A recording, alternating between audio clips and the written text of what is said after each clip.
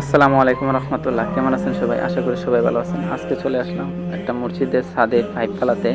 আমরা সার্কুলারগুলো কস্টিপ এবং পেপার দিয়ে পেঁচাচ্ছি, স্পটলাইটগুলো আমরা মাস্কিং টেপ দিয়ে পেঁচাচ্ছি। আর ইনশাল্লাহ আমাদের ছাদে পাইপ ফেলানো শেষ কমপ্লিট। আর হচ্ছে সামনের যে স্পটলাইট বসানোর বক্সগুলো বাকি রয়েছে আমাদের দুইজন স্টাফ এখনও কাজ চলমান, আর এদিকে ঢালাই শুরু হয়ে গেছে। আর ইনশাল্লাহ সামনে আপনার 15টা স্পটলাইট দিয়েছি, যেটা সামনের বারিন্দা থাকবে আপনার সানসাইড যে বৃষ্টি, এটার মধ্যে খুব সারি সারিভাবে এক মাপে দিয়েছি।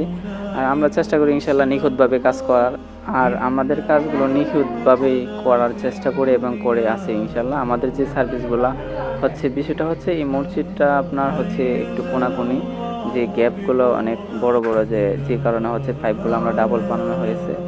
প্রত্যেক পাইপগুলো আঁকাবাঁকা দেখাচ্ছে। বিষয়টা হচ্ছে এখানে প্রত্যেক গ্যাপের মধ্যে 4টা করে ফ্যান হুক দেওয়া হয়েছে, মাঝখানে একটা লাইট, এবং যে বিমের কলমের মাঝখানে আর 2টা করে লাইট দেওয়া হয়েছে।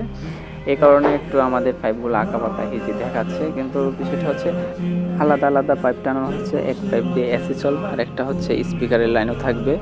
আর আমরা চেষ্টা করছি সুইচ বোর্ডগুলো প্রত্যেক গ্যাপের মধ্যে এবং কাতারের সোজাসুজি আপনার সুইচগুলো থাকবে হাতের পাশে, সামনে কোনো সুইচ বোর্ড থাকবে না। ইনশাল্লাহ দোয়া করবেন আমাদের সার্ভিসগুলো যেমন আরও ভালোভাবে দিতে পারি।